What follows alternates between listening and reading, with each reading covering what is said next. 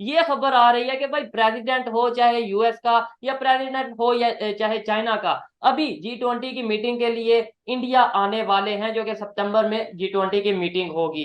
Japan जो है उसका की रोल होगा in any contingency in Indo Pacific. उसमें इंडिया का एक इम्पोर्टेंट रोल होगा।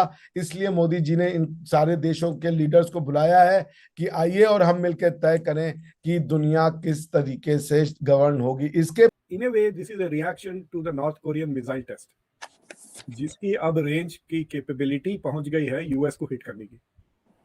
सो इट इज तक यही खबर आती थी कि ये इंडिया के प्राइम मिनिस्टर जा रहे हैं, जापान जा रहे हैं, ऑस्ट्रेलिया जा रहे हैं, वो इंडिया के प्राइम मिनिस्टर फ्रांस जा रहे हैं, यूएस जा रहे हैं। लेकिन अब ये खबर आ रही है कि भाई प्रेसिडेंट हो चाहे यूएस का या प्रेसिडेंट हो या चाहे चाइना का, अभी G20 की मीटिंग के लिए इंडिया आने वाले हैं, जो कि सितंबर में G20 की मीटिंग होगी।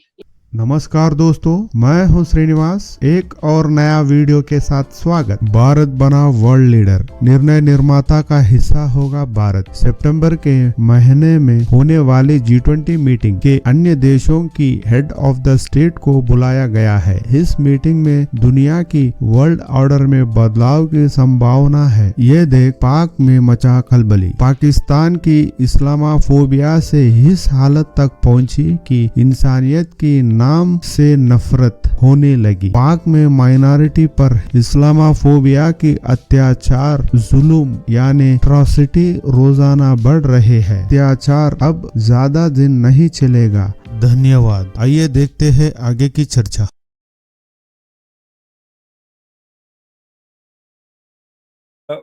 ये इंटरव्यू शायद इन्होंने कल दिया था, राइट? तो उस इंटरव्यू से एक दिन पहले चाइना और रशिया जॉइंट मिलिट्री एक्सरसाइजेस कर रहे हैं इन द जापान सी। अब मेरा मिशन अलग है। I want to save Hindus rather than save temples. Hindu रहेंगे तो मंदिर और बन जाएंगे।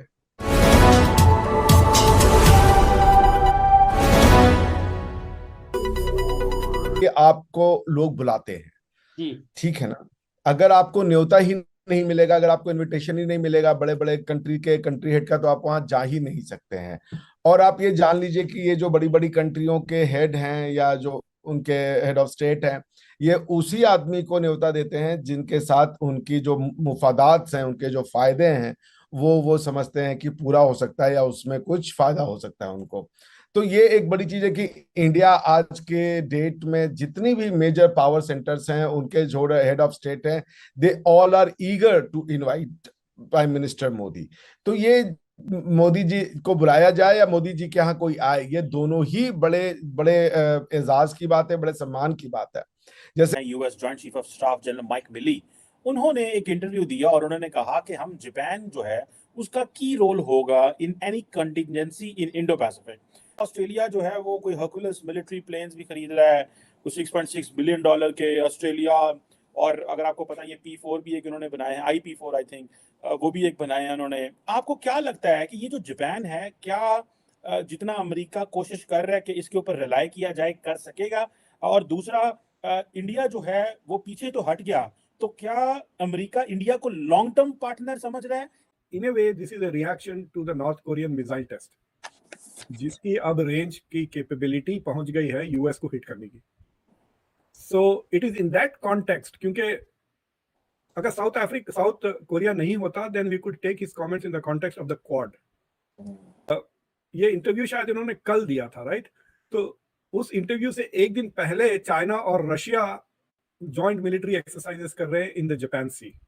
दिलचस्प रिमार्क्स किए। I was very interested in this. He said कि जापान की जो कैपेबिलिटीज हैं, तकरीबन 100% इंटरऑपरेबिलिटी बढ़ गई है, सो दे कैन ऑपरेट टुगेदर। और उन्होंने अपने एक नई कैपेबिलिटी की बात करी, विच इज के जो उन्होंने कहा कि मल्टी डोमेन जो ऑपरेशंस हैं, उसके वो kind of rapid response units की बात कर रहे थे। यूएस ने अनाउंस किया कि पापुआ न्यू गिनी में कुछ 5-6 बेसेस इन्होंने एस्टैब्लिश कर दिए। या फॉर 15 इयर्स, यस। हाँ, 15 साल के लिए। So this is what I think he is referring to. तो यहाँ पे बेसिस से वो मल्टी डोमेन के जो इनके रैपिड रिस्पांस फोर्सेस हैं, दे विल।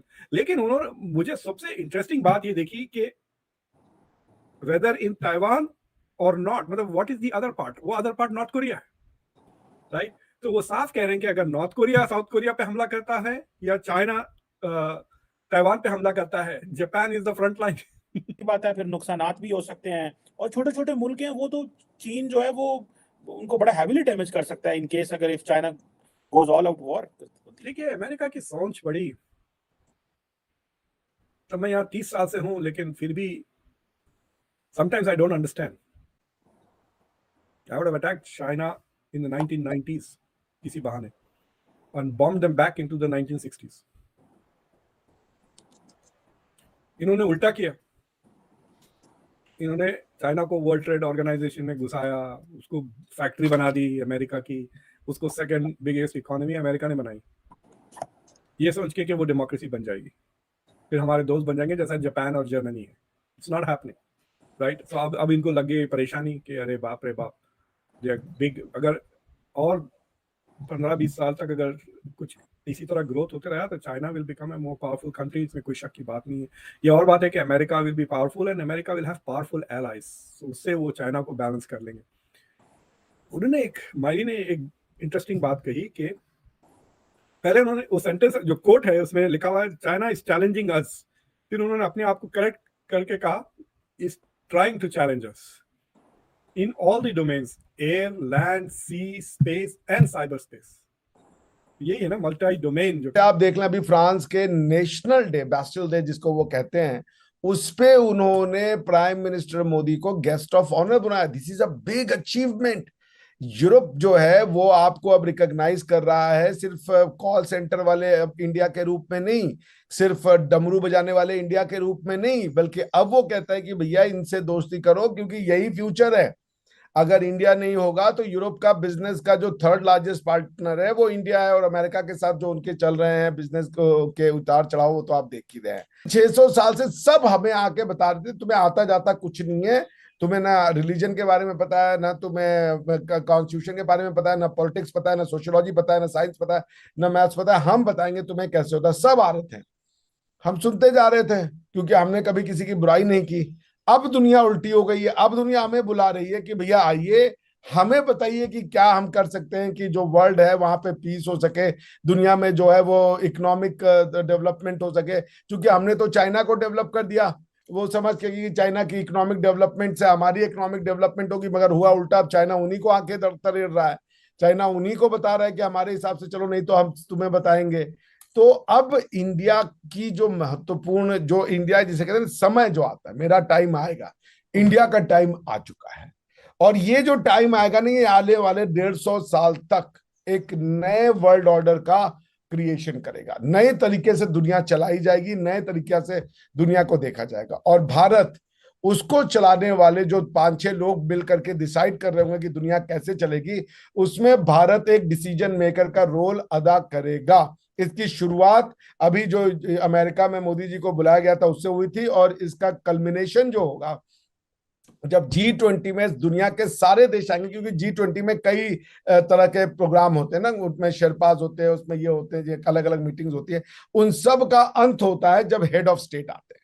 तो अब ये 9 सितंबर को जब हेड ऑफ स्टेट आएंगे तो आप देखिएगा कि जो बातें तय होंगी कि दुनिया कहाँ जा रही है, क्योंकि ये 20 देश मिलके तय करेंगे आने वाले 100 साल में दुनिया कहाँ जाएगी, उसमें इंडिया का एक इंपॉर्टेंट रोल होगा। इसलिए मोदी जी ने इन सारे देशों के लीडर्स को बुलाया है कि आइए और हम मिलकर तय करें कि दुनिया किस तरीके से गवर्न होगी। इसके पहले आप एक बात कह के मैं रुकता हूं, इसके पहले यूरोप के लोग बैठते थे और वो कहते थे अफ्रीका को यहां से काट दो, ये वाला अफ्रीका मेरा हो गया, ये अफ्रीका तुम्हारा हो गया।